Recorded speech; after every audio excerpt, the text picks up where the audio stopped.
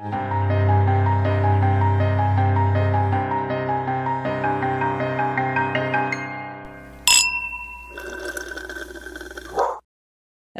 happy Halloween. Well, when people hear this, it'll be like the end of November or something. Oopsie. But for us, it is the day after Halloween, so we're having the scary blues or I whatever it's called for Halloween. know. The I don't know. scary orange and black. It's the worst scary Sundays of or Monday Yeah. blues of the year And because it's on a Wednesday. Blah. blech. Yeah, Hump I can't day. even. Hump day. Role reversal. Yeah, I'm feeling real down. I feel like the last. Oh no. I'm feeling down, but also up because both of them are tied to the fact that like the last month or two have felt so overwhelming and like yeah. especially with Allison's double birthday, with Halloween, and we always have things going on the weekend, so we really don't get to relax. And it's like I'm very glad that we're going into this era where like I have to do less, but I'm also now getting that sweeping depression where it's like burnout or something. So Where you're crashing, sort of. yeah, I've been like my adrenaline has been I've been running on steam for the last 2 months, and now it's just like, okay, goodbye. It's that crash. I feel like you have to be careful because that's always when I get sick. Like when I'm Me too. finally let go of everything, and then it's like, my fever is back. Achoo, yeah. Achoo. Fuck my life. I felt a little tickle of something yesterday, and I no. went, get it the fuck together. And I just Into the just like, mirror. Or there's no at way. your throat. It just thought it like in my brain. I was like, see. you can't possibly feel this way. Can't possibly do this right now. So I'm intentionally hydrating, which by the way, get fucking drinking, you filthy little rats. Cheers. And taking my Vits, my Mins and Sups. Good for you. And I'm not preparing for the worst because I'm refusing to believe I could get sick, but I am just having a lot of situational awareness around that. I get it. I totally get it. Well, Leona has 103.4 degree fever. Cute. So you will be sick. So things are you might be if you come anywhere near her, since you apparently didn't get any of the toddler diseases.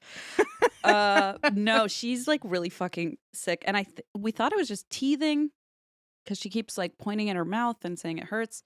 But then she got this like raging fever the day before Halloween. And so yesterday, the last scare of it all. Oh, it was a treat and a trick. It was not a treat. It was just a trick. We just dressed her up. We gave her Tylenol. We dressed her up very briefly, like let her sit outside with us, but it was like 40 fucking degrees. Let her kind of run up and down. Hey, in tuberculosis world, you did the right thing. That's right. Yeah, get some fresh air, sit her on an Adirondack chair. Just let the snow blow over her as her lungs are fixed, and healed. Yeah, so we let her roam around a little bit, just like get the feel for it. She was on fucking cloud 9. We have a new Halloween fanatic in the house. Her name is Leona. Despite the 103 degree fever, she was like fucking rallying. Like she really nailed it. And she was a dino rancher, and Giovanni was a dino. So it was a delight to see that. But then she went inside to watch Dino Ranch and sleep. Precious. And also like mother, like daughter, because if you had a raging fever and should be hospitalized, that's your prime time to go. That's the time to go in the city to put on a fun hat and go outside and talk to the neighbors. Yeah, exactly. Let's actually eat a shitload of candy. That'll be good for me, right? She had her first Snickers. That was something else. That was a life-changing moment. I could tell. You saw her, the twinkle in her eye ignite. I saw the chocolate all over my pants when she wiped her hand on me. Yeah, it was a great time. I do have one exciting reason I drink, which is that I got hit on by a woman, and it was incredibly exciting. And Blaze was like, "Oh, okay." I appreciate that Blaze just let it happen. He was like, "This is a moment for her." He actually got hit on by multiple men that same night. So I was like, you know what? Are let you me have swingers at this point? What's going on? I mean, maybe. I don't know. No, we were at this party, and it was just a Halloween party, like a couple doors down. And I'm trying to, I don't want to like triangulate anyone, but a lot of the neighborhood couples came by and stuff. And Blaze and I did a gender bender Taylor Swift costume where I saw. it was his Excellent. idea. Before anybody's like, why are you making him wear makeup? I did no such thing. He came downstairs and I said, where did you get that? He said, your sink. And he had a red lip on. And I was like, I don't even like that lipstick, so you can keep it, I guess. He's having his moment. Look, He everyone. is. You know what? Just another reason I love Blaze. That's like, a what? man, by the way, when he's like, I don't even need you to say anything. I'm putting this lipstick on. He came downstairs, and at first he thought that his costume. So my sister had brought some stuff from where she works at Adidas to like help him with the costume because he was wearing like a red. I was Travis Kelce. He was Taylor Swift, and when she bought the stuff for the costume, I also threw in like my order. I wanted some bicycle shorts, like some biker shorts. And Blaze thought those were part of his costume. So at first he comes downstairs in like a tank top and like women's volleyball shorts. And I'm like, what are you wearing with red lipstick? I was like, this is a really weird moment. And my mom was there and she was like, okay, sure. I guess this is what's happening. I feel like Renata was like, you know what? They've been married long enough. It's time to get a little weird. We saw this coming. No. Least surprising turn of events, I guess. No, but then I was like, those are mine. You can put on like normal pants. You can put on jeans. And he's like, oh, thank God. So anyway, we went to the party and he had his like little tank top on with like his jacket over his, arms. So like people were already eyeing him, whether it was just like, what's going on here? Wearing lipstick or like, ooh, I'm into that. So he got hit on a few times. So then when a Rosie the Riveter asked me if I was single, I was like, maybe. What's it to you? Who wants to know? Yeah. And Blaze was like, come on. We're all on the edge of our gay little seats. You got to give us the details. Were there smize? Did she close on in? What was the line she used? Well, like we were Rosie the River, did she make you feel her muscle? That's a good one. Yeah. No, we were talking about our animal totems. And oh my God. Gay. Well, that was her sign that you were gay. So I know. She was like, I'm closing in now. I was also wearing like a football uniform. I was dressed. It was Halloween is such a scary day, especially for the gays. It's I mean, really, it's so how confusing. Do I read this it must person? Be. I can't imagine. And then I was like, I just was totally, and Blaze started laughing, and I was like, oh boy. No, she was delightful. And then she was like, oh, I'm going camping this weekend. Gay. Okay. I know. And she's like, I'm going to do a spell while I'm camping. Gay. I was like, oh wow. my God. She really was dropping every fucking hint she could to you. She was like, do you want to see my Subaru or not? I'm so stupid. I was like, wow, camping. That sounds terrible. Oh my God. Anyway, it was fun, and I almost texted you and Eva that night, but I was like, I'm going to announce this on the podcast to Em to get their reaction, live action, Very, very excited for you. Thank you. Don't think I got hit on even by my own girlfriend, so I'm very living vicarious through you, so. Yeah, as a parent, I'm like, I take these moments and run with them, You gotta. It doesn't happen often, but you gotta. Yeah. I hung out with people on Halloween who I think might have been gay. I couldn't totally read the situation. Was it me and Blaze? Because we were sending all sorts of mixed signals. Yeah, there was a guy in lipstick. He looked fabulous. I just didn't really know what was going on there, though.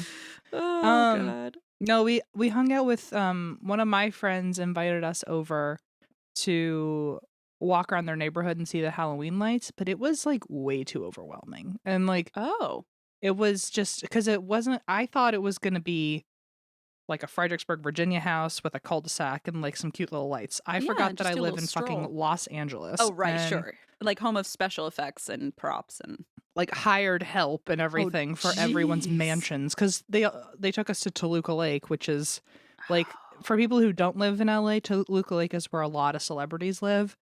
To be honest, I did not know that. Oh, okay. So yeah, it's right next to Warner Brothers, like on the other side of the gate, and Weird. so That's it's where I lived. No, I'm just kidding. I totally did not. it's right on the other side of a studio lot, so it's really easy I commuting see. for if you're Accessible. It's out of the like hustle and bustle a bit. yeah, and it's like Steve Carell lives there, like a Oh. bunch of anyway.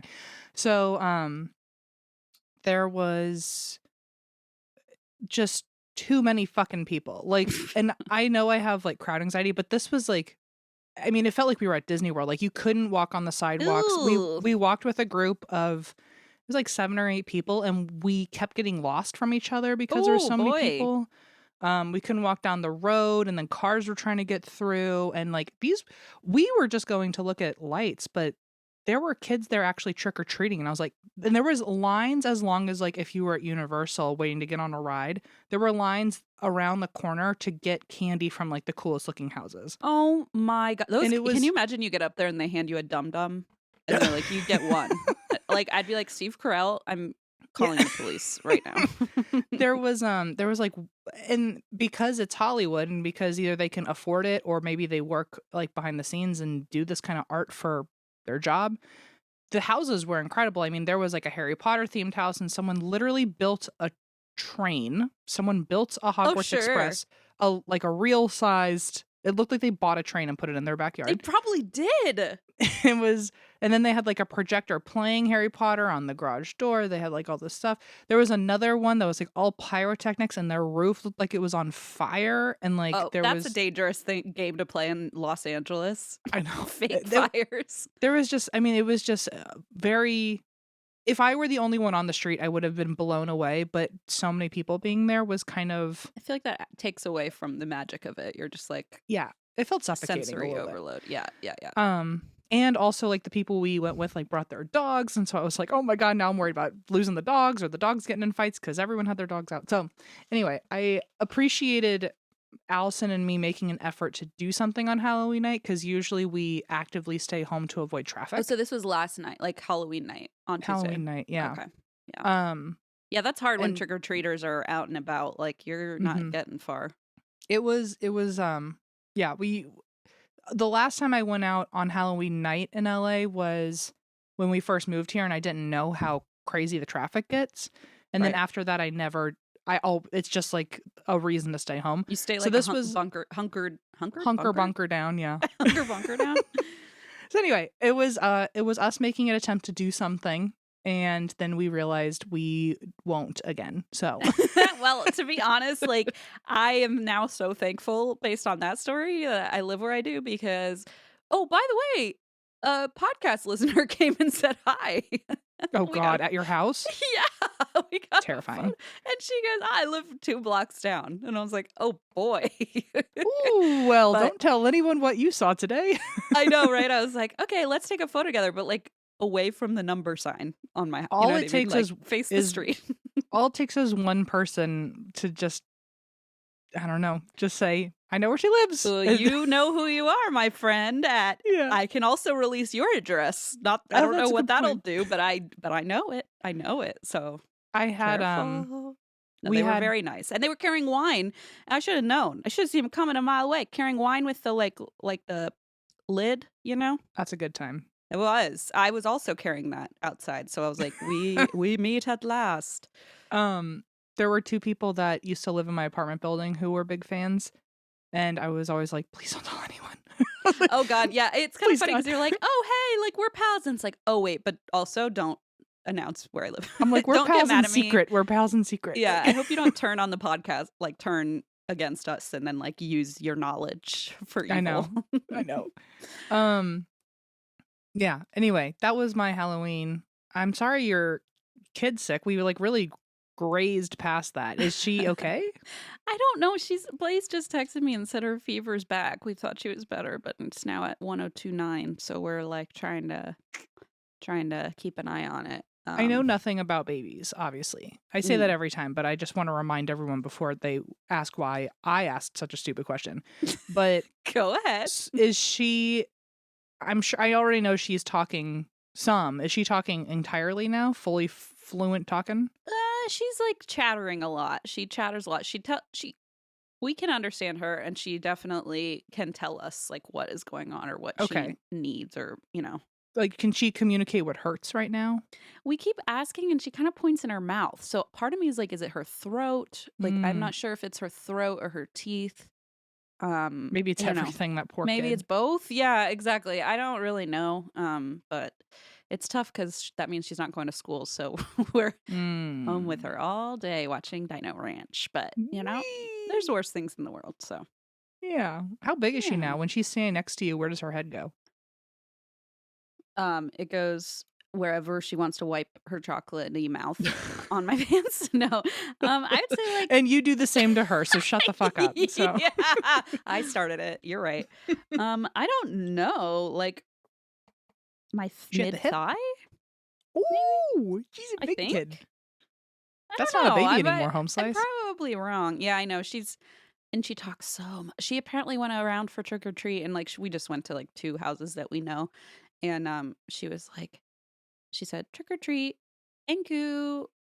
I love you. And they were like, we love Oh, you too. She just likes reasons to talk to people. So she just that's on and lovely. on and on and on. Yeah, she's very fun, but she is not feeling so well, unfortunately. Well, Well, sorry to hear that. hopefully your tickle in your throat doesn't expand to anything worse, like I'm hand, foot, forcing and her mouth out of the building. She disease. is not allowed to stay. So Okay, good, right. You had to talk she's with gonna her. I forgot. fucking relax. Yeah. Okay, good, good, good. Okay. Well, is that why you drink, your poor little babe? That and my newfound prowess in the Oh. gay dating field, even though I'm not acting on anything. But, Newfound and short-lived. it was short-lived. It was exciting for a minute, and then we walked home and went straight to bed. So I was like, wow, you know what? That was a win. It wasn't the most exciting experience of my life, but I Talk felt about like an ego boost. yeah, it really was. And I wasn't even wearing a red lip. Blaze was. So I'm like, wow, I'm tables on have turned. fire. Anyway, so yeah, that's why I drink. Thank you for It's a asking. good reason to drink. Mm. I guess that's why I drank, because I was a little overwhelmed, and now I'm ready to just not have anything are go like on in a in my brain. dark ass like you look like you're in a void, like you've put yourself into a void I to know. sensory It's deprivation, it's because all all our Halloween episodes are That's right. over. But I thought about putting another backdrop on, and I could just go back to my old school, like Captain America Yeah, shield. I don't know what I'm gonna do yet. I haven't figured it out, but I do I'm want to in a do state of something that's transition as well, which is why there's just like empty bags of chips and a broken ring light, and I'm in a transition state as well.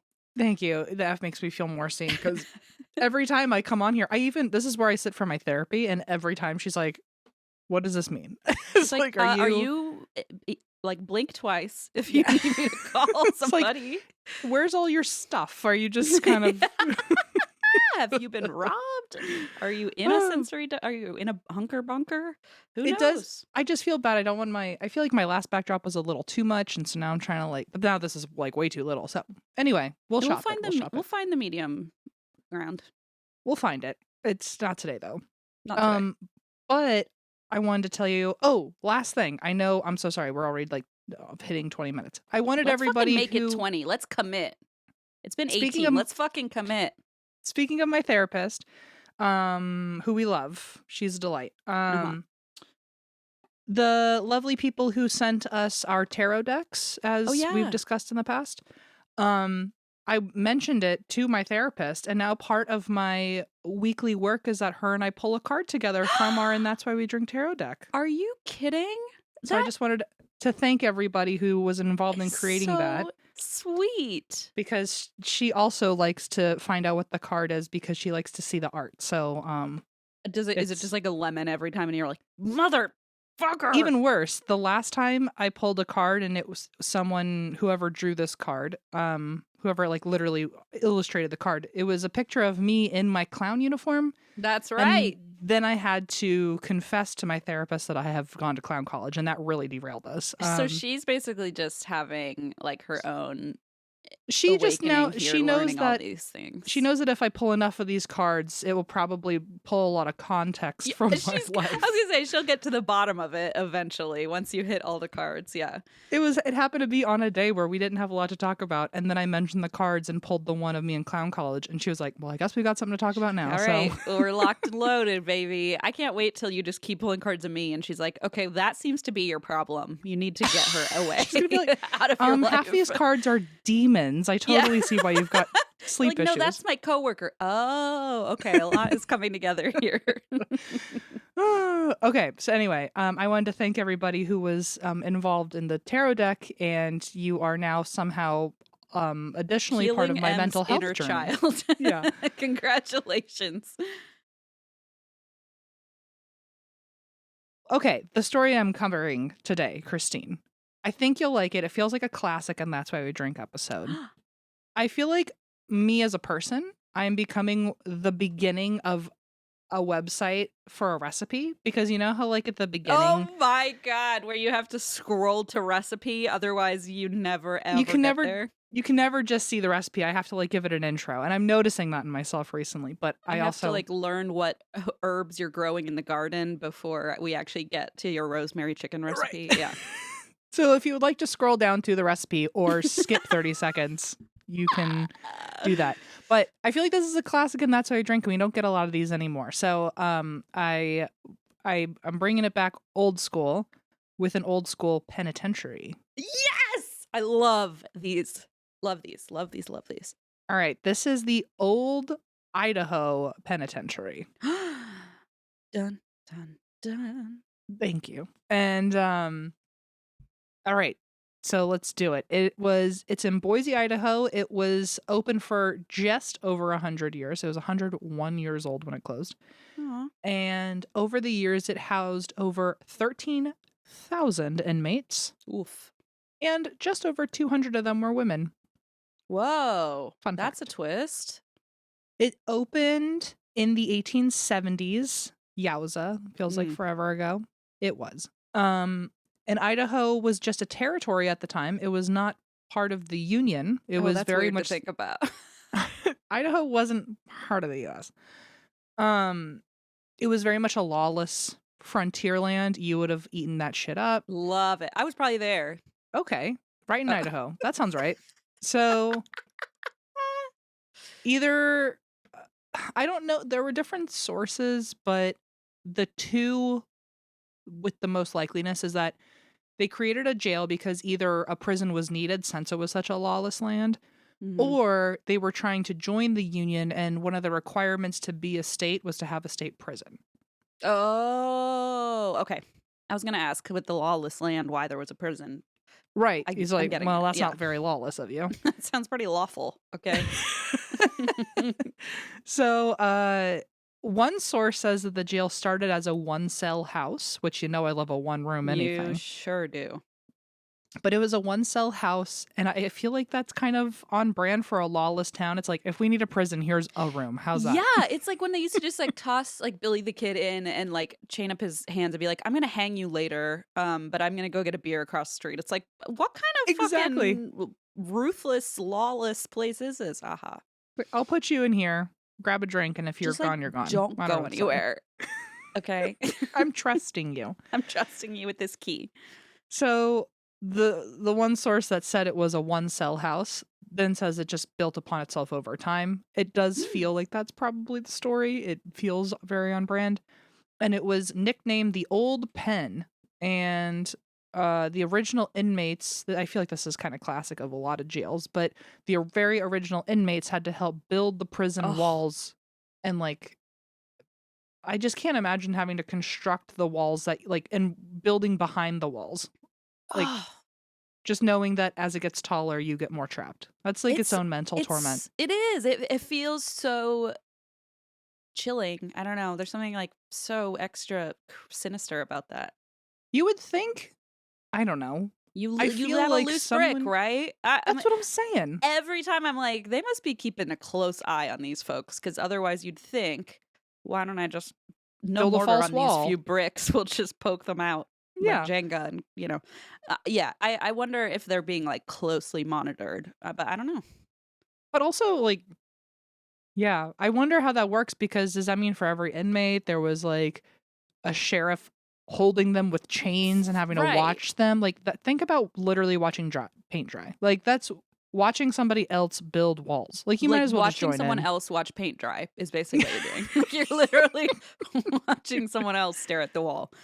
Well, apparently they were involved in building the prison's walls by mining for rock at the nearby quarry. The whole place was built with sandstone. So, um, and before the prison expanded, it said that there were no separate cells. So that Oof. means men, women, and children were all locked up together.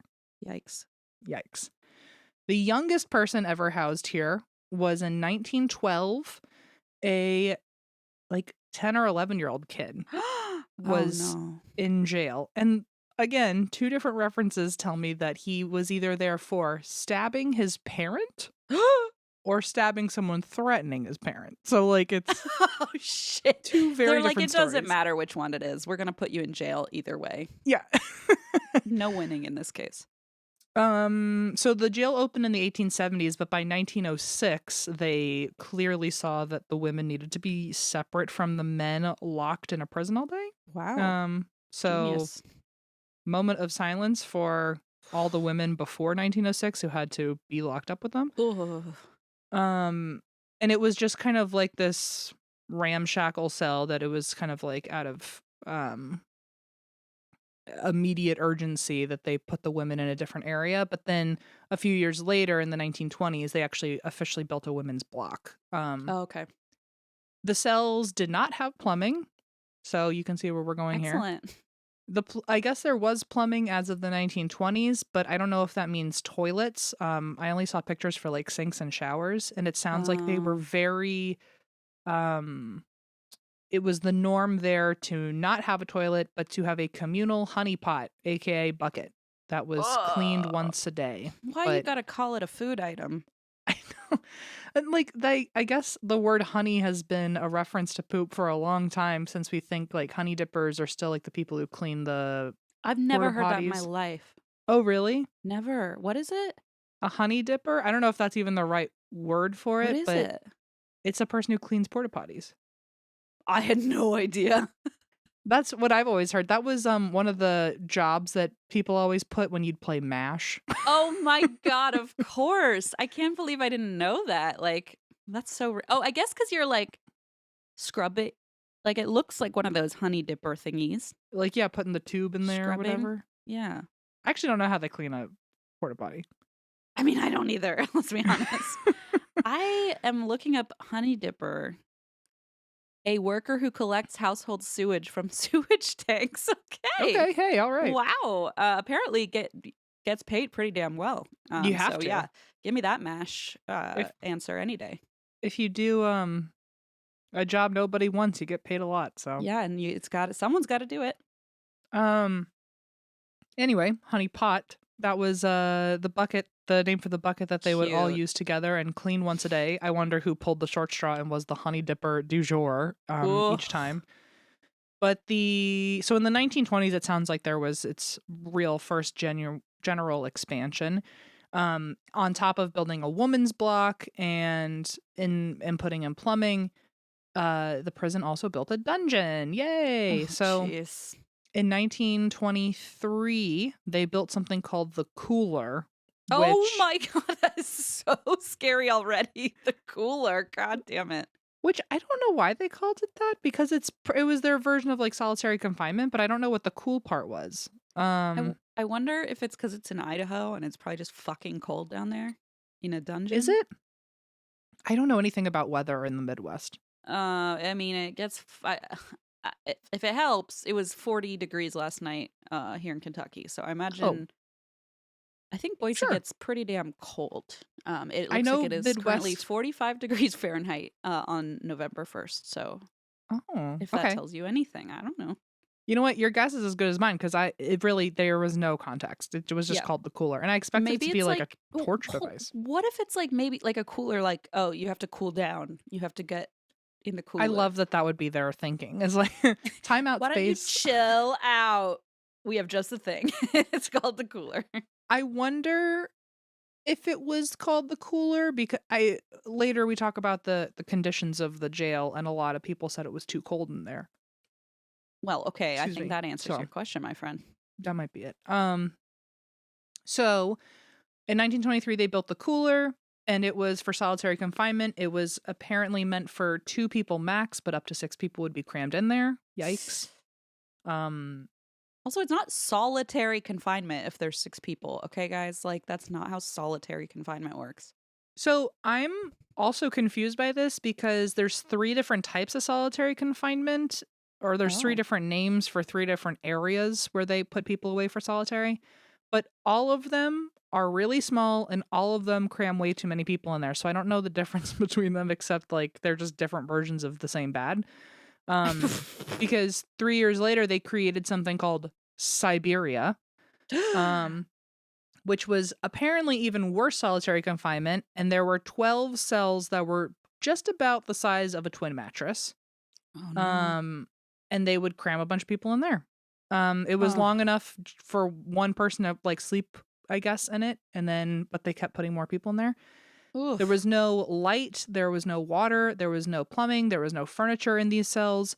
They would feed them essentially gruel 3 times a day. They had to use a communal honey pot, and they were only given an hour a week outside of these cages to shower. That's disturbing. There's also something called the hole, which is the same concept where 6 to 8 people would be shoved in a space where only one person should be. And it said multiple inmates were crammed into all these spaces, sometimes kept there for up to a year, but the average was 30 days. So you're still kept in there for a month. Jesus. By the way, you've been blurry for like 5-10 minutes. I didn't know whether to say anything, and then it's just Sorry, everybody. not coming back. We can delete that if you want. No, you're good. If anyone was wondering, your glasses were just smudged. That's all. Yeah, clean your damn glasses. That was really dirty and gross of you. So like you should Gross. clean them better. Okay. Sicko. But yeah, so they were just stuck in there for at least a month, sometimes up to a year. It was very horrible. A lot of people went insane in there. A lot of people died by suicide in there. Oh. Imagine that, and then your co-bunkmate or whatever dies by suicide, and you're in there still for oh gosh, so dark. And also, I mean, like think about the people who would like. What if you put 2 violent inmates together and they're going crazy? What if one of them killed each other? You know? I mean, I'm sure it happened. The conditions were very brutal, very inhumane, especially with ventilation, sanitation, and overpopulation. The facility was built out of sandstone, like I said, which made extreme temperatures feel even worse, both hot and cold. So if it was just chilly outside, it's now freezing. If it was a little warm, it's an oven. The facility also, their conditions were just super unbearable that inmates from the very beginning began protesting. The first protest was in 1935. It was in the dining hall, and it sounds a bit like a food fight. It was just dishes and tables going everywhere. And in 1952, there was another protest that turned into a violent riot, which created thousands of dollars of damage. In 1966, there was a peaceful strike by 300 inmates, which I didn't see coming. It's like a hippie era. They're like, let's try a new tactic. Yeah, love, man. Love. In 1971, though, things shift gears, and it's a very violent 3-hour riot. The prison is looted, and in a lot of areas, it's caught on fire. There's $25,000 worth of damage at the end. Jeez. And 2 inmates were shivved to death. Another, I'm so sorry, was sexually assaulted to death. I don't know how else to put it. Oh, no. He was cornered in the shower by several people. Oh, God. 2 years later was another incredibly violent riot, and it caused 4 times the amount of damage, so $100,000 in damage. 4 buildings caught on fire. The dining hall and the chapel were completely burned to the ground. Oh, my God. And that was the last riot because that one is the one that caused the prison to close. Okay, I was like, are they not getting the message? Like every time this happens, they're like, anyway, let's go back to how we were doing it before. I literally, the fact that they closed the place instead of just gave people some better conditions is crazy to me. Yeah, they're like, fine. If you're not going to get in Siberia again, then Right. I guess we're done here. If you don't want to share the poop bucket, then I guess I don't know what to do. Shut the whole thing down. So in general about this place, there was house number 5, cell house number 5, or they would call it 5 house. That was max security. It had the most dangerous inmates. It also had death row and an execution chamber. There were 10. Let me make sure I get these numbers right. Apparently, at the time in Idaho, there were 11 people that were sentenced to death. 10 of them were killed here. Oh, wow. Of the 10 who were killed here, 6 of them were killed in the garden, which originally had gallows. And then they built like a beautiful little garden. Wow. I was like, the garden. What a nice euphemism for the gallows. Yeah. And then the rest of them were killed in the chamber. Is this like a gas chamber? A noose. Oh, okay. Hanging. So they're still hanging them just inside. They now. just Okay. built a space outside. They wanted the garden, so yeah, they were like, we need some time to commune with nature before we, end your life. Sure. Other deaths on the ground included murder, suicide, industrial accidents, old age, illness, and in total, somewhere around 120 to 130 people died in this prison. Jesus. Some of these dangerous inmates that lived here were, I'll give you 4 examples. In 1905, there was a guy named Harry Orchard, and he killed 18 people, including the governor of Idaho.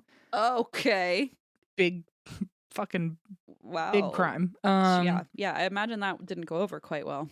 He became one of the oldest inmates here and spent 45 years here before dying in prison. Jeez. In 1921, there was a woman named Lyda Southard who poisoned her entire family, including her 4-year-old daughter, for life insurance. Oh, shit. Then there was Douglas Von Vlock, who stalked and kidnapped his ex-wife. Then while fleeing, he killed 2 cops and then shot and killed his ex-wife. Oy. He was captured, but on his execution day, he ran from the cops, ran through the prison, climbed up 3 tiers of the jail cells, and jumped to his death. Oh my God. And then the last one is in 1956, a guy named Raymond Snowden, aka Idaho's Jack the Ripper. What? I gotta look into that. He was arrested because he was out at a bar and he got really aggressive very quickly with a woman, and when she rejected him, he pulled out a knife.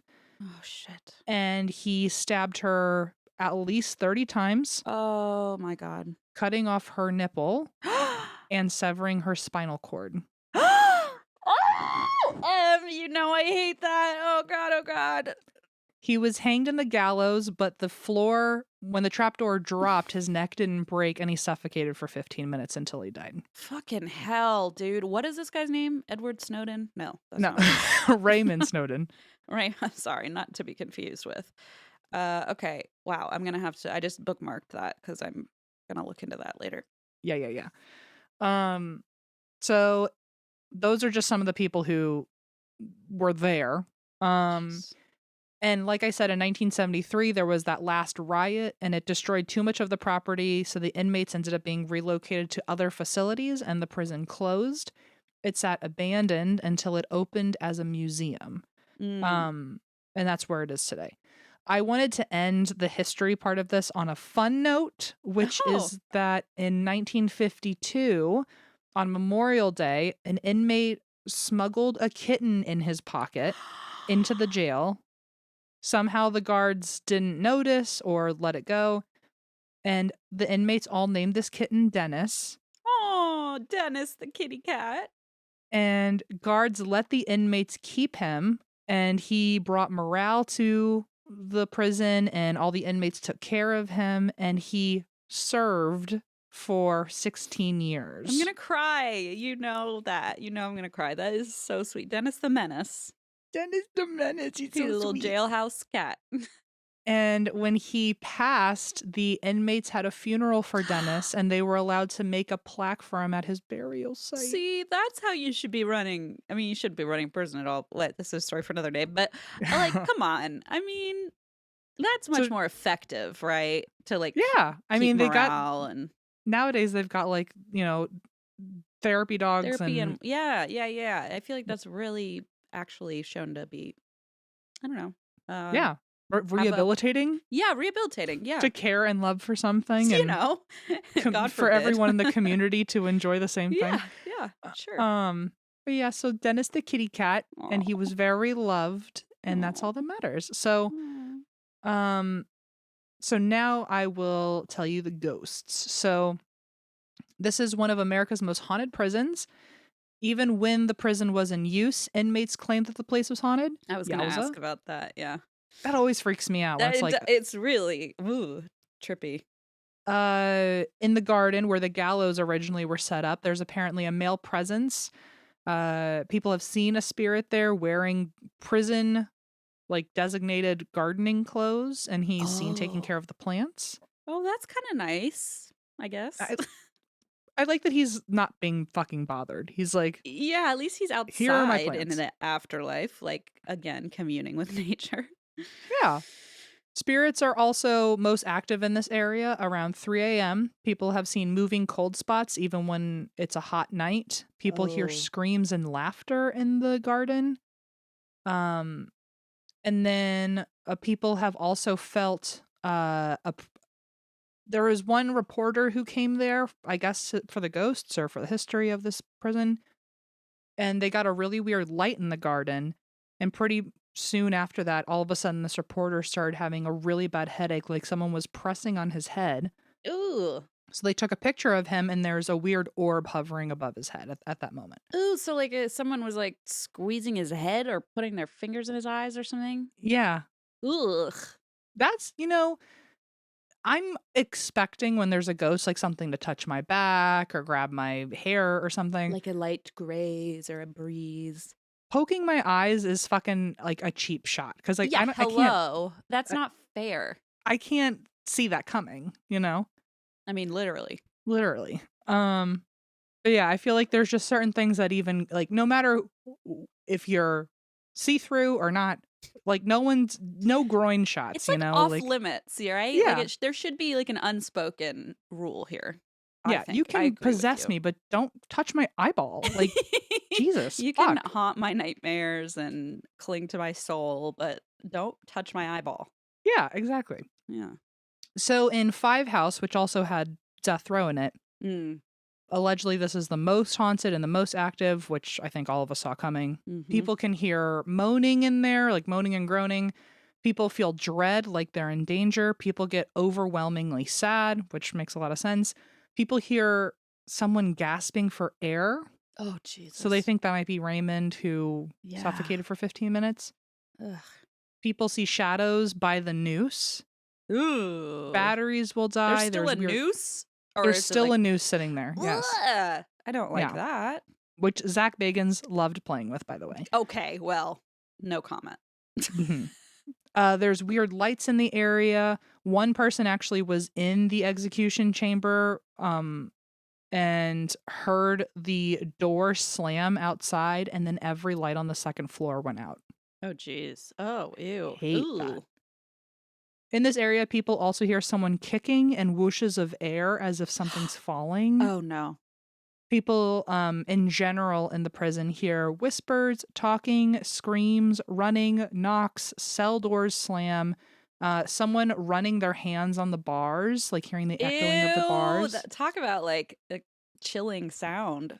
I know. And banging on pipes. People see flickering lights, they see apparitions, they see shadow figures walking out of cells, they see weird lights and pictures, orbs, and pictures of a solid black figure, and sometimes people have looked into solitary confinement and seen a solid black figure sitting and then stand up and walk towards them. No. People have felt, like I said, unexplained sadness and dread. They have gotten shoved. People have felt fingers run through their hair. And another investigator actually got a picture of an orb as her battery drained to 0 on all of her equipment, but caught an EVP right before the machine died. And the voice said, "I'm here." Thanks. We noticed. Yeah, Ugh. you killed all of our equipment. Yeah, Thanks. thanks a lot. Deactivated alarms go off on their own, breaker box switches get toggled with, and doors will deadbolt themselves from the inside so nobody can get in when they try to open up the next day. That's cursed. That's horrible. I don't know what this means, but the ghost of Dennis the cat appears. I was gonna ask. I don't even know what that means, but maybe there's little meows. Maybe you just hear like, and you're like, that's goodbye. That's Dennis. Yeah, it's also like, if something's rubbing up on you, you hope it's a cat. You just got to tell yourself, oh, someone's pushing my eyeballs in. It must be the cat. Please, God, I hope it's a don't cat worry just about playing it. bakery with my eyeballs. Yeah, it's just playing. Yeah, exactly. Making bread in my eyes. Yeah. So in block 2, there's apparently a spirit of a large man named Big Louie. I love Sure, that. Of course. He likes to shove people. He also likes to bother mediums. I like that. He just likes to bother them. He's like, oh, here they come. It's like, I'm not going to cause any big problems, but I am going to fuck with you a little bit. Back of my bullshit.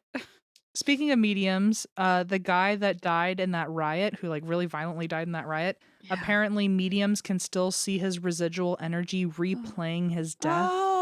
Oh no. Oh no. Oh no. I can't even imagine being the medium and witnessing that. That's traumatic in and of itself, I would think.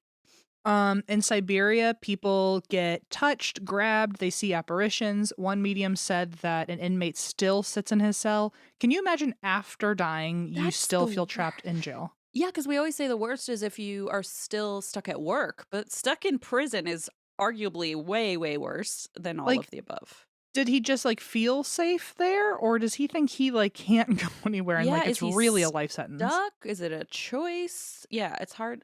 Or is it just like residual? I don't know. One of my favorite things that a medium talked about with this prison is that Harry Orchard, one of the not so great people that stayed here, and then a woman named Cora, who we think was Raymond Snowden's victim. Oh. The two of them didn't know each other as far as we know in life, but the two of them love talking to the mediums and showing around the prison. Great. So now they're buds, is what we're saying. They're buds. I mean, they're not related to each other, but I guess she found somebody else who's not as terrible as the guy who killed her. Ugh. And the two of them apparently always pop in and out with mediums and are very excited to like share information about the jail to the mediums. Oh, so this is not Raymond Snowden. It's the victim. The victim and then another random guy I mentioned. Oh, Harry Orchard guy. Okay. Harry Orchard was the guy who killed the governor. Got it. Okay. He and Cora are like tight, apparently. Got it. Okay. I understand. I thought you meant like the two murderers. No. Okay. Got it. Yeah, two random non-related I wonder why she's ghosts. there. I don't know why either, but I mean, maybe because he was like her killer was so evil. Let me take a look at where he ended up. I don't know. But mediums say that they are very eager to host whenever the mediums come in.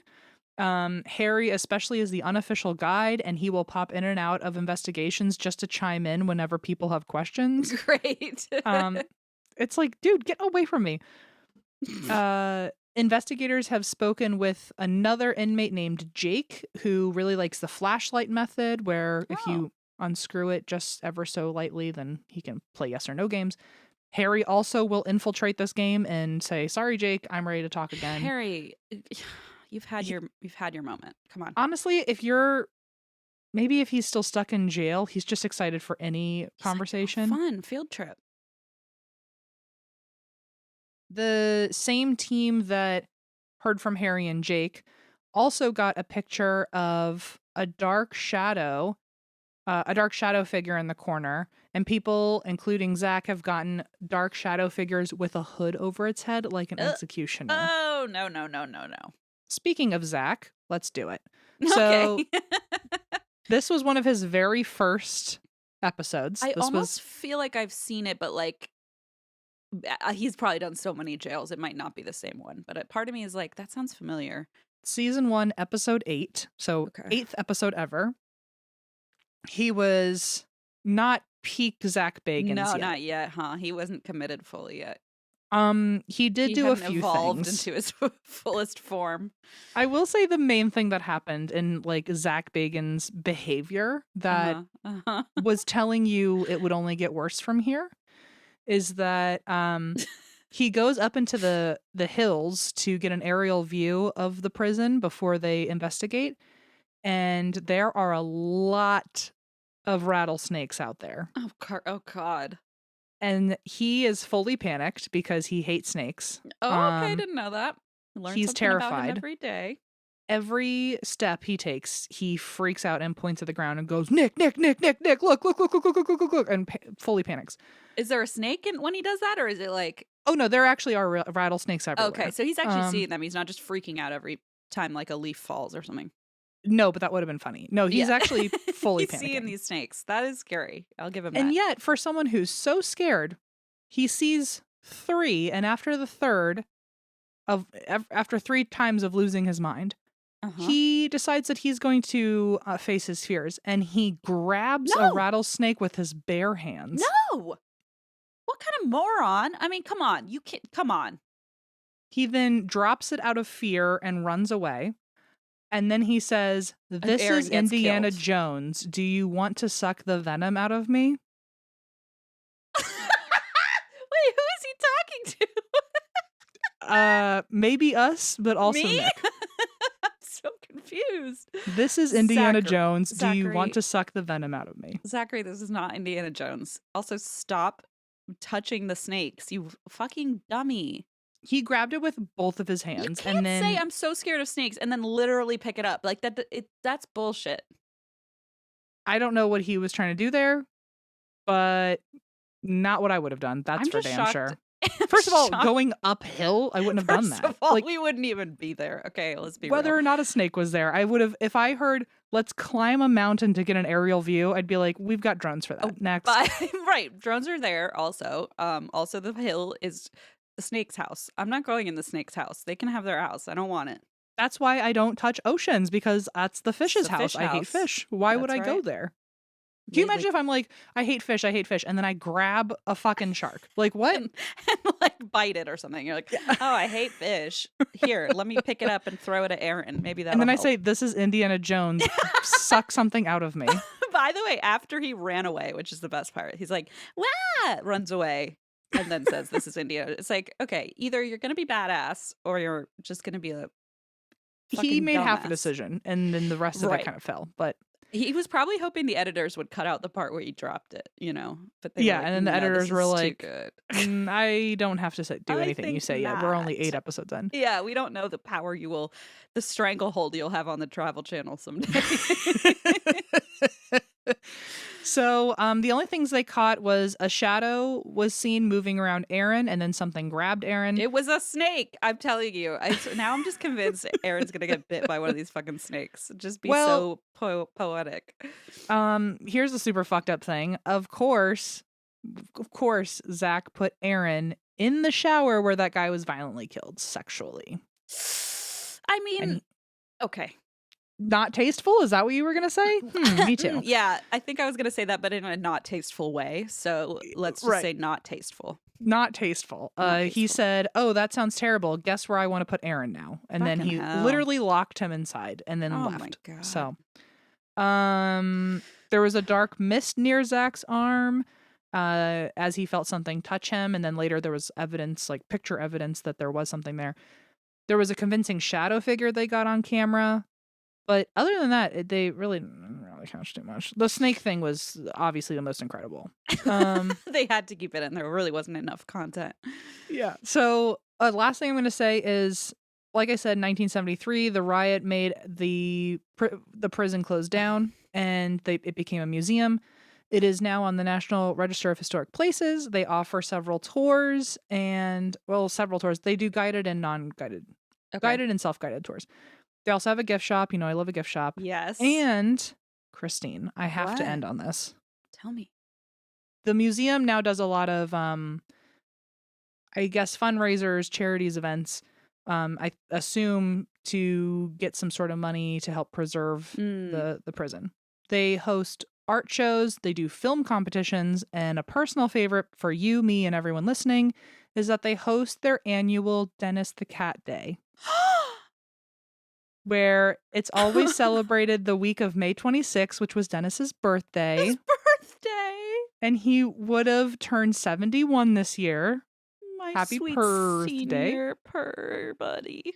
His birthday party always has, every year, food trucks, drinks, pet vendors, limited Dennis the Cat merch, a history presentation on him, and a prison pause scavenger hunt. Stop!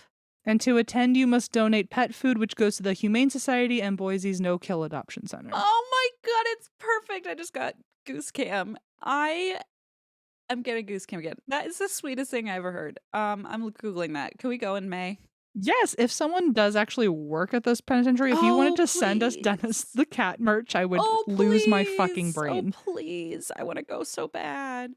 Wow. I hope they sing him happy birthday every year. Yeah, what a fun birthday party. And they bring like his plaque is still there where he's buried, so people will go over there and leave him treats and flowers. I like to think that some of the inmates come for the party, and just like cheers to Dennis. Yeah, I hope Dennis comes. He's probably like, I'm really busy. I actually have a lot of friends in the afterlife. He's like, 71 years, I still don't have a concept of a birthday, so this makes no sense. And he would just leave. What?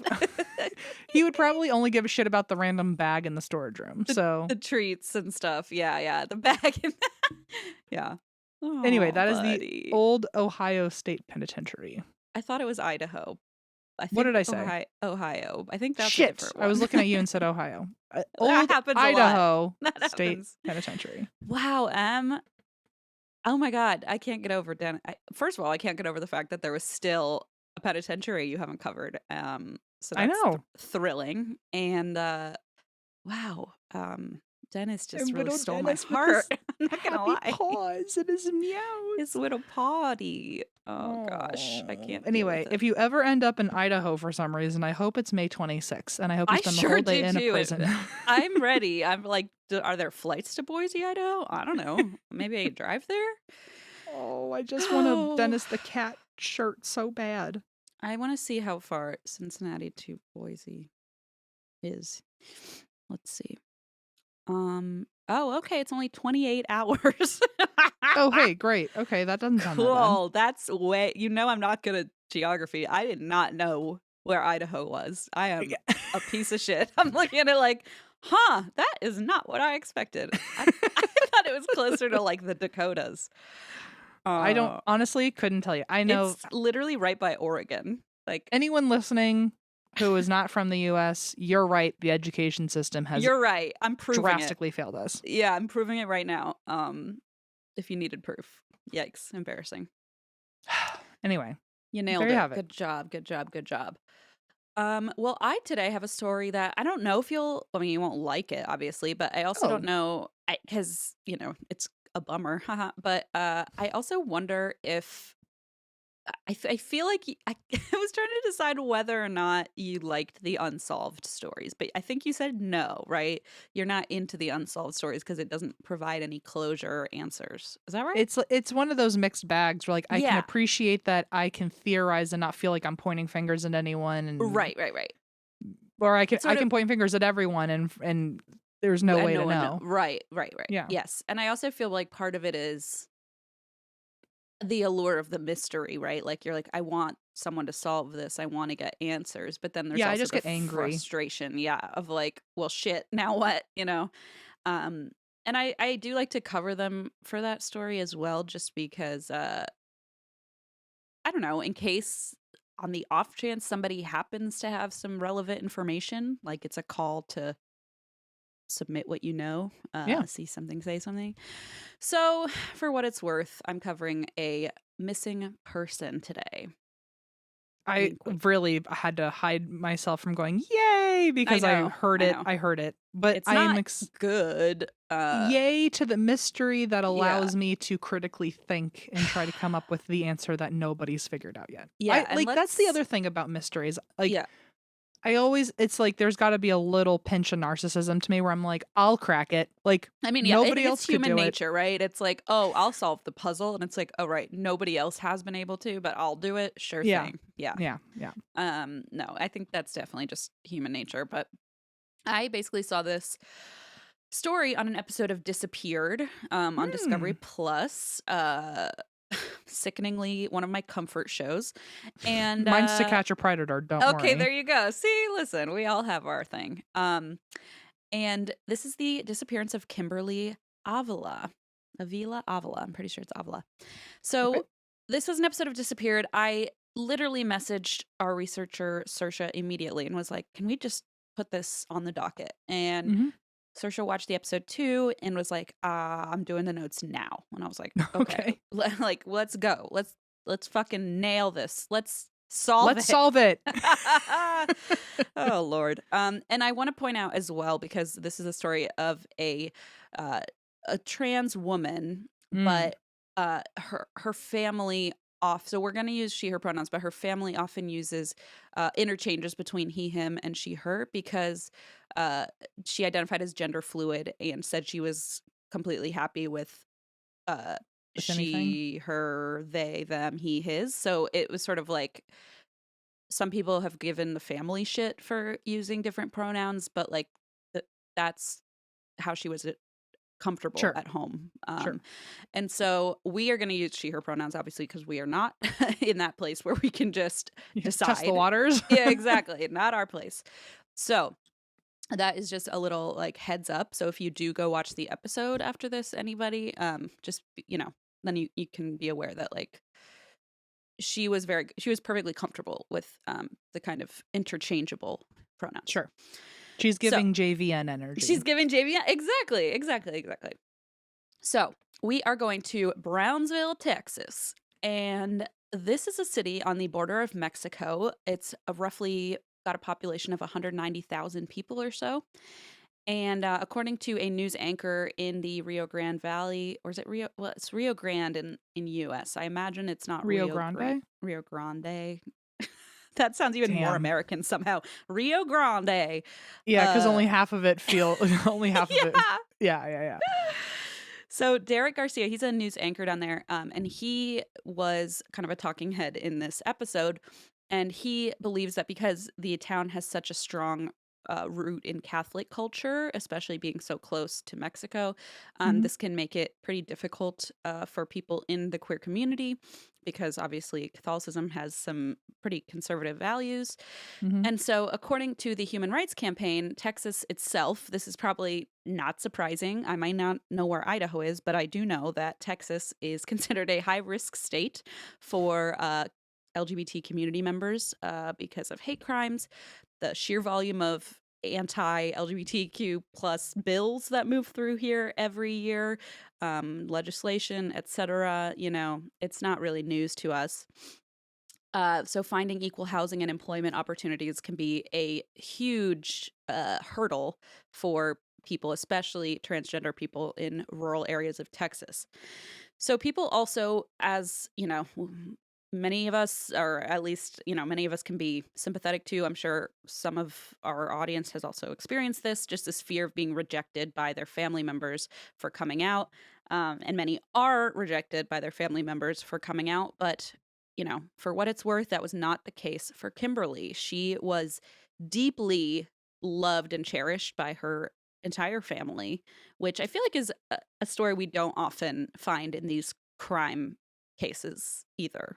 Do you know what I mean? Like, yeah, it's just I feel like there's a lot of people we talk about are isolated in some way, and yes. But and this time around, she at least had a lot of things going for her with the 100%. The unconditional support. Yeah, no, and that's why I think this was such a striking story. Like it turned kind of a lot of these stereotypes on their head. And so on her head. Yeah, who's to say, right? No. And so, yeah, that's kind of what struck me about this. Her family just adored her. And at a young age, they noticed, she liked to do traditionally more girly things like playing with dolls, dressing up in her mom's clothes. And before coming out as trans, her family said, they thought she was gay, which is, I think, often like, right, like a transitional thing, trying to It's find part of the yourself. pipeline, yeah. Right, it's a pipeline, trying to find your identity. And so they thought she was gay, and they loved and accepted that and said like they would not have changed a single thing about her. It wasn't even like a question in their minds, Aw. which is great because I imagine that made it safer for her, made it feel safer for her to, continue that journey. Sure. So Kimberly was extremely close with her sister Yvonne and their youngest brother. Now here's where I'm getting another whole. So his name is Noe, and I have been watching like a million YouTube videos trying to find the right pronunciation. I've watched some of the weirdest, most random vloggers and uh, mariachi bands on YouTube Oh. trying to figure out how to pronounce this name. And so, of course, I've gotten 3 different pronunciations, but the one I'm gonna go with is Noe, like Noe, Noe, Noe, Mhm. Noe, Okay. because that seems to be the most commonly accepted pronunciation. Some people just said no, and I was like, I don't, I would have thought no. maybe no or Noah, Noe. Some people said Noe. And so I think it's just kind of one of those like lost in translation type things where they Yeah. probably get used to hearing all sorts of different pronunciations. Yeah. So I'm gonna say Noah, because that seems to be the most commonly used pronunciation. I apologize if I am butchering anybody else's name out there. But Noah, the brother, Kimberly's younger brother, basically said he never imagined wanting anything else for Kimberly except for her to feel like herself, and feel That's so like as sweet. at home with herself as possible. And so when she grew up, she began dressing in, more feminine outfits to go out on the weekends. She would wear wigs and makeup to tie her looks together. She loved putting on makeup. And her sister Yvonne said that's what made her happy. So we accepted it, which, damn, I wish more of the world worked that way. I know this is the like picket fence family I wish Totally. everyone like would look to for wholesome I values. agreed 100%. And the fact that it's in like rural Texas is a wild thing to me, but also a special thing. I feel like that's got to be, I don't know. And I just want to know their story. Like, how I did do you get too. there? How did you How get did to that you point? all get so accepting, So her sister Yvonne, said that's what made her happy. So we accepted it. And according to Yvonne, Kimberly identified as gender fluid, like I mentioned earlier. And Kimberly had once explained it to her sister as I'm one person here and then the other when I'm out there. So just kind Hmm. of, going back and forth between those identities. And Noah remembers Kimberly as an amazing brother to him at home, an amazing sister to everyone she met. And when she was born, she had actually been named after her father, Ramiro. And so she was Ramiro Jr. And so when she came out and chose her name, Kimberly, she still identified with her birth name and told her sister during the week I'm Junior, on the weekends I'm Kimberly. So Oh, okay. which I just love how like they just let her find the right balance of all this. Yeah. I think that's pretty special. So Noah said their father, Ramiro, was an old school macho type who supported Kimberly with the rest of the family, despite being like that traditional patriarchal kind of dude, which I also find just like totally incredible. Yeah, especially because he's like so super masculine. Yeah. You would think that he would have some sort of additional problem to it Yeah, you'd because think it he's would be at so least a struggle or like an uphill battle or a learning curve or something. redefining masculinity Yeah. and femininity and yeah. Especially with the name, being, and I think that's a testament to the fact that she chose to keep her birth name. It's also probably such a testament to like considering she was named after her father. Like I think that speaks for itself too. Yeah. So, her father, Ramiro Sr., told interviewers, he is my son, and one never turns his back on his son. One has to take care of his children until God our Lord takes us. I was never embarrassed of him being that way. So, with so much love and support, it's easy to understand why people who knew Kimberly described her as a bubbly, happy, just like vivacious person. She loved music. She loved putting on makeup. She loved going out dancing whenever she got the chance. She had one friend named Samantha Rose Montemayor Morales, who is a community leader and activist in the area. and she actually works with trans-led organizations. And when she met Kimberly at a club and noticed just how like upbeat and happy she was, uh, she said Kimberly was just described herself as being honored to have such a loving family and like have such a strong support system behind her, which I imagine being like a community activist and like meeting someone that must be so refreshing to like Mhm. meet someone in the trans community who's like, I have like the best life ever, you know? I mean, I'm Yeah. sure You that's never get to not, hear that. yeah, Yeah. I feel like that's not the norm for, reasons we all know. So I just think that's, I don't know. I don't know. I just, that just struck me.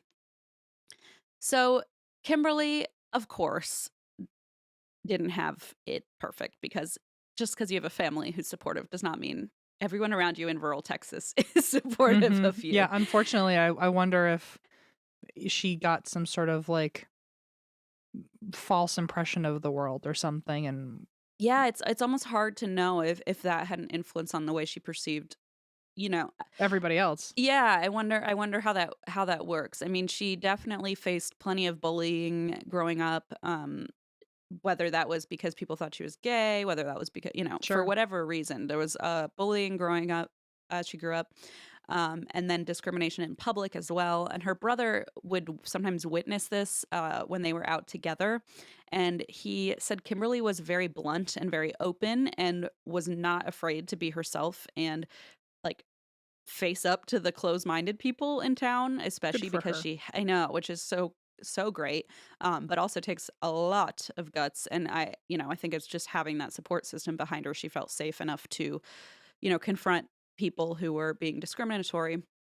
So now we fast forward to May 12th, 2017. And on this evening, Kimberly's extended family is visiting from Mexico, and they're all spending the evening together. And it is a Friday night, and Kimberly decides she wants to go out.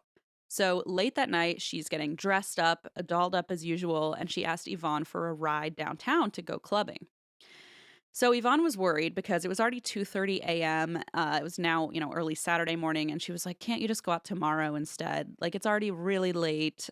I don't want to drop you off downtown and, Yeah. wonder when you get home." And Yvonne remembers that her sister could be sassy sometimes, and Kimberly just kind of turned to her and said, "Look at me. I didn't get ready like this to stay home." Like, yeah, girl, I can't argue with that, you know? Yeah, that's a great argument. It's like, It's like the only good argument. take one look in this direction and tell me if Yeah. I look like someone who's about to go to sleep. Yeah. Do you think I put false eyelashes on for bed? Yeah, Yeah, no, not she put on happening. a couple of falsies, so sue her. So sue her. Come on. Xenon energy all the way is what I have to say. Yeah. So Yvonne was like, fine, you know what? You make a fair point, I guess. So she tells her family, we're going to head out. I'm dropping Kimberly off downtown. And they got in the car. Kimberly's all jazzed up, like listening to pop music. They're dancing in the car. But when it's sort of like as Yvonne is approaching the bars downtown with Kimberly in the passenger seat, she starts to get this just bad feeling, which Mm. always gives me chills when I hear that because it makes you wonder, like, is that your intuition or is that like something paranormal? Like, is there something subconsciously that's Mhm. like nagging at you, or do you just Well, have it's some like sort of. your book that you're always Yes, I promoting. know. It's like, is there some sort of subconscious situational Yeah, awareness you're having that you that your aren't body's even. trying to tell you, but like you're not consciously picking up Yeah. on. Yeah, that's Hmm. what I wonder. And so I think either way, that's such a powerful tool. And like, I know The I'm gift of not fear. Gift of Fear by Gavin DeBecker. Thank you. And I'm not blaming Yvonne by any means, but I'm just saying like stories like this always get me because I think, how many times do we ignore that feeling and say, "Oh, come on, Mhm. I'm just being dramatic or I'm just overthinking it." And so it's just a good reminder. So she said she just had a bad feeling. And as she's dropping her off, she actually circled the block 3 times trying to convince Kimberly to please just come home and not go out that Mm. night. And either way, nothing Yvonne could do. Kimberly insisted on going out, and she saw a bunch of people outside the bars, and she was like, "Look, I'm safe. It's fine. There's plenty of people out here. I'm not alone." So she insisted, and Yvonne dropped her off and went home. And Kimberly told her, I'll be back later this morning. And so Yvonne stayed up and waited. But of course, Because she knew something was up. she just felt weird, like she couldn't fall asleep. And of course, we know with hindsight that Kimberly did not come home that morning or at any other point in time. So, brother Noah woke up and his mom told him that nobody knew where Kimberly was. And Kimberly did have a cell phone, but it wasn't connected to data. Like, it wasn't connected Mm, to a phone line. She just used it mostly to take photos and, just have on hand. And so there was no way of reaching out to her, which, especially in 2017, like that became a huge hurdle also for law sure. enforcement. They're like, we can't track her. We don't have her like latest activity on her phone. It's just, pulls a huge puzzle piece out of the equation. She'd always come home when she said she was going to come home. Like she wasn't the type to, be out and come home 2 days later and say, oh, sorry, I never touched base. Like that just was not her nature. So even though she didn't have a phone, the fact that she was nowhere to be found was extremely concerning. Her mom called Yvonne every hour asking, is Kimberly there? Have you found her? Is she home yet? And Yvonne just had to say, no, I've found no sign of her whatsoever. And so they know Mm. already that something is terribly wrong. And I imagine with Yvonne's like gut feeling the night before, this has got to be just like a sucker punch, like shit, I I knew just can't something was imagine wrong. her, like, her guilt of, I know like, that oh, I should have, feeling. I should have, I should have. Because, like, again, like, what are you going to do, right? You can't, like, forcibly restrain her from going out if she wants to go Yeah. out. She's an adult. So, yeah, I imagine that's probably a very push and pull type of feeling. So Yvonne's, going around, she's calling the hospitals in the area, wondering if like maybe she ended up at a hospital and hasn't been able to reach out. No luck, nobody's seen her. And so as she's kind of doing this like canvassing, she notices a police officer stop nearby. So she just goes straight up to this guy and she says, you know, my sister Kimberly is missing. I can't find her anywhere. And another fucking plot twist in this story, police say we have to file a missing persons report right now. Oh, Which, like, wow. again, Fucking is didn't see that coming. totally a plot twist. Like, that never fucking happens. I'm like, What section of Texas is this? I was Hang gonna on. say, like, where are we? And should we all just move there? I don't Are know. we in Twilight Zone, Texas? Like, what? Everyone is unconditionally TZTX. supported, and the police are on it. TZTX, that would be, by the way, which is just the best TZTX. airport code ever. Anyway. So yeah, it's very shocking. Only because like we have covered so many of these stories where it's like, as an adult who's missing, it's very hard to get that missing persons report filed in a lot of cases, because a person can leave if they want to of their own volition. But this case was different, and the officer just said, "You know what? We gotta get on this right away." So for what it's worth, thank God for that. And this is another statistic, like the opposite of a fun fact, as we always do. Latina trans women are disproportionately at high risk of suffering violent crimes, not only compared to cis women, which is obvious, but also compared to white trans women. Hmm. There's that racial component and that ethnicity component that definitely puts her in a higher risk category. And you know, basically, I'm going to outline all the reasons that this is such a plot twist to us, like why it seems like such a plot twist. And that's because only about half of these kind of crimes are reported because survivors are often ignored by the police, and or experience even more violence, sometimes even at the hands of police. And with that being said, you can understand why this was so reassuring to the family that Brownsville authorities like immediately took the report seriously. Yeah. And because of that, the family was optimistic that they would find her pretty quickly. And the officer told Yvonne, you can meet with a detective on Monday, and in the meantime, you can do your own searching. And so the entire Avila family went downtown on foot to search for any signs of Kimberly.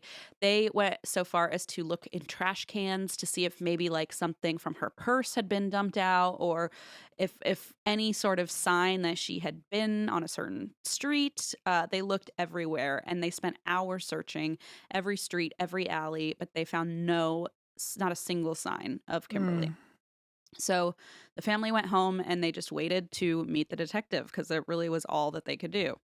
They also began reaching out to news stations, trying to get Kimberly's face and information out to the public, and the local media began airing the story, trying to, get as many tips as possible. Yeah. Wow. Monday rolls around, and Detective Melissa Gonzalez tells the Avila family that she is on the case and would update them with any information as it comes in. And the department immediately sets up a hotline for tips and announces a $1,000 reward for information that would lead to Kimberly. And what we know is that she was last seen near a bridge that crossed the border to Mexico. So, Oh, shit. Okay. immediate red flags, right? Like, that's if she's That's missing and not she was good. right by the border, that's an alarming thought. That would complicate things A lot. a lot. Exactly.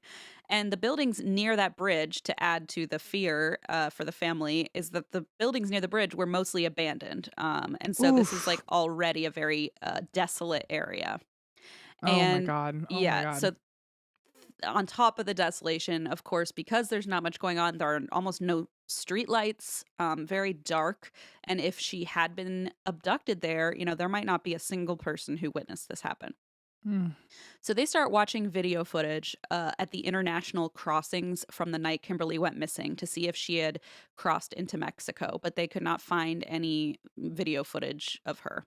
Sure. Because Kimberly's phone was disconnected, of course, investigators couldn't follow like the normal leads of, who was she calling or who was she Hmm. texting or who was she Snapchatting.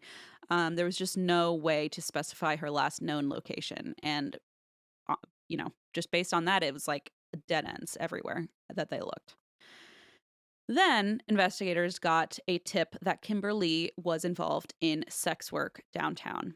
And this is another like relatively common thing in these types of situations. Trans women often find more stable income in sex work than they can elsewhere, especially if they face like the kind of uphill battle and prejudice that they do in like a more traditional workspace. So according to the National Library of Medicine, because transgender people face discrimination on a systemic, institutional, and interpersonal level, many transgender women view the sex work industry as their only viable career opportunity or option. Mm. And Yvonne actually said she didn't deny that Kimberly was a sex worker. She's like, she wasn't totally, shaken or shocked by this information, but she also said that was a part of Kimberly's life that she didn't know much about. Like Okay. she really didn't have any details to help further the investigation. But essentially, police now knew that this makes Kimberly's case that much more high risk Yeah. because your sex worker on top of all this other discrimination that already puts you in a scary place. Now And somewhat you're and somewhat more complicated too now because it sounds like, oh well, we don't know the Oh, whole yeah. picture then. That's exactly true. You're right. It's like she has this huge supportive family who's looking for her, but if they don't know all the details exactly of like what she might have been doing that night or who she was meeting, because that Yeah, was I like a mean, part of her life she kept separate, now it makes more sense why she might have been more like aggressively trying to leave to go to the insistent. bar because maybe Yeah. she had an appointment and now like Yeah. who's that guy or whoever that could have, you know, Exactly. who was That's planning on exactly seeing it. her? They have heard her? Yeah. And it's like all these like what ifs. What if we had asked, who she's meeting? What if we had asked like where she was going, which bar, it's so I imagine that's really frustrating as the family to like have that big gap, like that big question mark. Um, but of course, just like to add worse to worse, she's now exposed to more dangerous situations Mhm. that could have ended in more violent ways. So, police attempted to question other sex workers in Brownsville for leads, but they had no luck. I mean, I imagine, we've all seen SVU where the Yeah. cops try to talk to And they're the like, "I'm sex not saying workers. They're shit." like, get away Yeah. from me. Like, Yeah. right. And so generally, we can all understand why sex workers don't often seek assistance from authorities because their work is criminalized. And so they're often dismissed if they try to make a report. I mean, we've seen stories where sex workers are raped, attempted murder even, and they go to the police and police threaten to arrest them for Yeah. for participating in sex work. So Yep. it's like a lose-lose, right? So, you can imagine that this was not the most fruitful of searches for police, like interviewing other sex workers. Makes sense. Yeah, exactly. And so at the same time as Kimberly's disappearance, Brownsville police had actually recently arrested several sex workers downtown. So now there's already this like big Oh. built-in tension and like do we think sex workers are going to talk to police Right. now? Hell no, right? Like Yeah, especially they not know now. the risk here. Yeah. And so this tension is like already at a high. So they just did not really get anywhere with this. No one was willing to speak to police in case they got in trouble, arrested, or even ended up in Kimberly's situation, which they didn't know, Yeah. you know? Because So, also, like, I've seen SVU, and a lot of episodes are like, the cop is the one who mm, was right, going like how do and, you trust that person if like, not exactly, only like could they arrest you, but the cop could be the one that's, they doing could be a stuff to sex perpetrator. Yeah, workers and getting away with it because no one's going to talk to sex workers. exactly. And like who are they gonna believe, right? You know? Yeah. And so I can understand completely their refusal to participate in this. But thankfully, the Avilas kind of know that. And so they were doing their own kind of investigating on the side, their own work. They were putting up posters every single day after she went missing. And the poster featured Kimberly in two photos, one where she wore a more masculine style as Junior, and the other, the more feminine Kimberly identity. And that way, depending on how she was presenting, um, that somebody might be able to recognize her either way. I love that they were S doing their own work. They I were like, you know know, what? like, I on the don't know ground. totally if I can trust the cop. So here's what we're Yeah. going to do. They're like, you can okay, cops, you go talk to the sex workers, but, like, good luck with that. We're But then gonna so do are it. we. But then But, so are like, we. then so are we, yeah. Exactly. So they've been around the block. They know how this works. So they're putting up their own posters. They're interviewing people on their own. Unfortunately, they are already facing, like, extreme just assholery from people. The posters were getting torn down, graffitied, burned, Mm. and only her posters, not the Oh, other ones. Okay, so you know, it was unclear whether this was involved with, like, had anything to do with Kimberly's actual disappearance, or if these are just like discriminatory assholes. It yeah. could be both, either. But people even followed Yvonne and her family in their cars as they were putting up Mhm. posters and like watched them, harassed them. Oh Just god. just dicks, right? Like and it's unclear like if they even knew what Right. had happened to Kimberly. Like maybe they were just Or if but they just thought it was hilarious to like it was a funny joke, right? yeah. Ha ha ha ha ha. So police actually did end up following up with one person who was caught on camera drawing on the posters, but Ooh. yeah, but it was just a dead end, some asshole, who Oh. got in trouble for that, but that's it. He didn't have any real leads. So, of course, the case essentially went cold. There were no new leads or tips or signs of Kimberly. It was like she had just poof, vanished into thin air. And Mm. the Avilas began to lose faith that this investigation was going anywhere, that police were getting any headway on this. And it seemed like they were kind of letting Kimberly and her case fade away, as in the police, so that they could, move on to other things. And Noah said, I want to think that maybe they're just incapable and they can't say it. Yeah. That was Honestly, his response. He's like, I think that's kind of where my head's at. that's a good place for your head to be, I maybe. I mean, don't sure. know. Yeah. Could be. If they're hitting a roadblock, like hitting a brick wall, I mean, maybe they're not telling you, but maybe they've just run out of options. Yeah. So in 2018, which was the year after Kimberly vanished, a tip came in from a reporter who runs an online news source and blog. And he had actually recognized Kimberly from the posters and the reports on her disappearance. And actually, many people recognized her because she was such a social person and such a, you know, bright personality. People actually knew her as a regular at a lot of the bars downtown. Mhm. And so this reporter did some digging and was able to gather stories from witnesses in Brownsville and was able to put together a timeline that led up to Kimberly's disappearance, Oh, okay. which is great. I mean, that's more than they had Yeah. before. It's at least a big step in the right direction. And from what this reporter was able to gather, this is the story of Kimberly's Okay. evening. Okay. So she was having beers in a bar with a man that she hadn't ever met before, so someone she didn't know, and he was said to be involved in a criminal group. At last call, they left the bar together, the two of them, and started walking down the street. People heard him loudly demanding something from Kimberly, and it might be, some people thought maybe he thought she had stolen something from him that he wanted back. So he Oh, was okay. loudly demanding something back from her. He was loud enough that it actually woke people up who were living on that street and Oh, shit. in bed. And so it woke people up. And when they looked outside, they say they saw Kimberly with this man.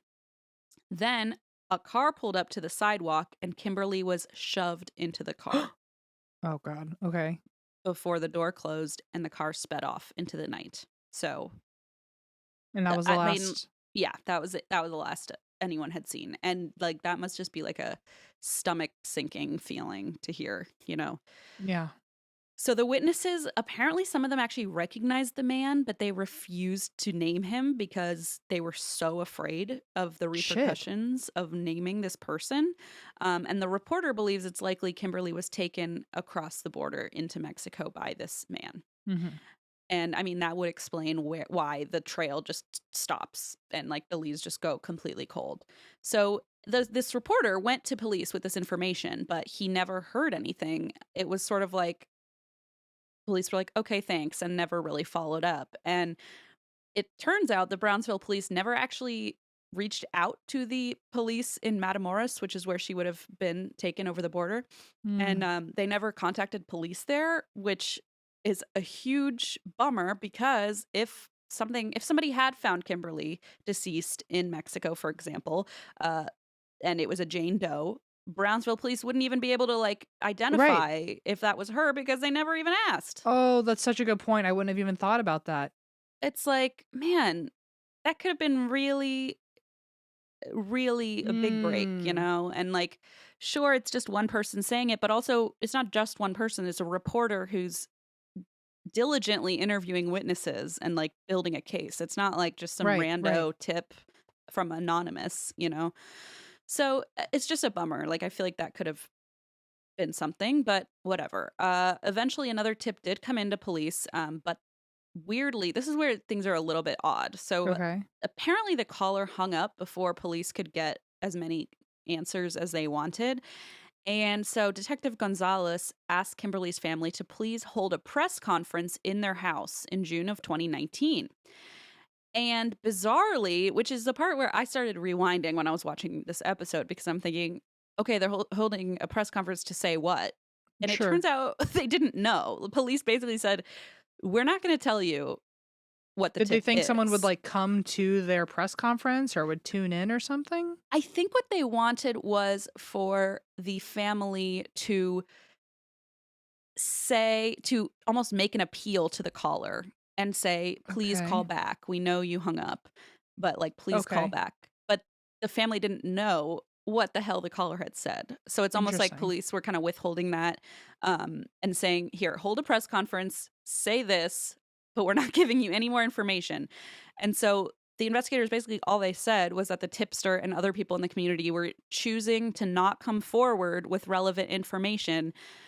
So it must have been good enough information to warrant a press conference because they instructed Kimberly's family to basically make Right. this plea to call back, for the tipster to call back. And Yvonne in the press conference said, you had a reason to call that day and give the information you gave, which by the way, they don't know what it is. I'm begging you to call back. So they're just hoping like, hey, Hopefully maybe this that will someone come will to the right person something. will even see this. Yeah. That right person will even see this. And so nothing happened. They heard nothing more, and police Oof. never told the family what the caller had said, which is just Interesting. wild to me. Yeah. So, you know, as you can tell, authorities started off strong, and now it's like they're just kind of backing off and becoming more and more evasive. And then things just go even worse because in 2019, they held a public vigil for Kimberly, and the county district attorney called for justice for Kimberly. But as he is making this speech with the bereaved family behind him, he says, we are looking for her killer. Oh. Yeah. And So it's Kimberly's implied she's dead now. right. And Kimberly's mom, like, basically collapses. Like, this is something they had never heard before. And so the family is just, like, in total crisis mode all of a sudden. And it's basically one of those situations where you can hear the crowd, like, mumbling, like, did he just say killer? You know, like, Yeah. reporters are like, wait, did we hear that correctly? Did the family know that? So like You so now know, the family's thinking like oh my have they known God. she's dead for a while and didn't Yes, like, say did anything? they Yeah. yeah, what do they know that they haven't told us? They're keeping us, you know, stringing us along. So the police, like I said, never indicated to the family that this had changed from a missing person to a homicide. And they had never told the family that they even suspected Kimberly was dead. So if this was the tip that came in, it was never Right. communicated to the family. And so Yvonne said both of her parents just immediately started crying, and other people were kind of like trying to get to the bottom of this, mumbling in confusion. And so the family thankfully had an advocate who approached the chief of police as like literally live as this is happening and is like, what is the district attorney talking about? Why did he say killer? And the police chief is like, I don't know. And he went Oh, up to the district attorney, whispers in his ear. Literally, the DA puts down the microphone in the middle of his sentence and leaves and gets in his car and drives he's like, away. I made a big He's fucking like, I made a accident. fucking boo boo and I'm not going to own up to it. Fuck you all. See ya. Oh my God. Wow. And just That's leaves. ooh, And so that's not reporters are good. like, fuck this. They follow him, right? Yes, Like he gets his good. car. Okay, They're like, good. hey, answer the fucking question. What is going on? So they follow him all the way back to his office where he slams the door, locks it, and refuses to comment. And they're like, what the fuck is going on? So now the family's in turmoil, like, give us answers. This DA is being like a real dick, and nobody knows what's going on. And he later explained that he had gotten Kimberly's case mixed up with a different victim. So Oh that's my why he God. said Bullshit. it. Which, if that's even true, then like fucking own up to it and apologize to the family, you dipshit. That's why I think it's bullshit. I think he's just like trying to. Save I think face somehow. I think he had a somehow was tipped off in some way or knew something for a long time That's and what it had it never been that's publicized, that's kind of the gut feeling I get. And and you then he know, got caught. I think that's where my head went as well. If it was a genuine accident, he wouldn't have walked away in the Like middle of a press left. conference and driven away and then locked himself into a room and then refused to say anything. I mean, That wouldn't have what happened. the fuck? Yeah. That, So that wouldn't have happened. that's kind of what I think as well, except you know, I understand also the families want to like believe she's still alive. So it's like, ugh, and they still don't have details on that. So it's like, how can they trust that that's real information if, God, it must just be like it added a whole nother layer to this nightmare for them, basically. Because Mm, now there's like a hint that she might have been killed, but they're not right. sure and they don't have answers. Oh my gosh. Eh, As of June 2023, like a couple of months ago, the family still knows nothing. There's no information, no leads, no clues. Yvonne has said, it's been 6 long and very painful years. We still don't know anything. We still get the same thing from the police department. And so, you know, the only we like to throw silver lining in every now and then. In the wake of Kimberly's disappearance, the Brownsville LGBT plus community created an official task force, which actually advocates for the safety and needs of those in the queer community, especially in Oh, cases like okay. this where they're like maybe missing or have been involved in a criminal incident. And so, you know, Yvonne said Kimberly would be thrilled at how the community has kind of changed for the better, has progressed, has advanced, but of course also wishes like Kimberly wasn't the cost of this Mm-hmm. progress, you know? Sure. And so the family speaks on Kimberly anytime they can to keep her story alive. And the hope is that somebody, the right person, will, you know, find the courage to share information, or maybe a light bulb moment will go off. And maybe they will be able to get some answers.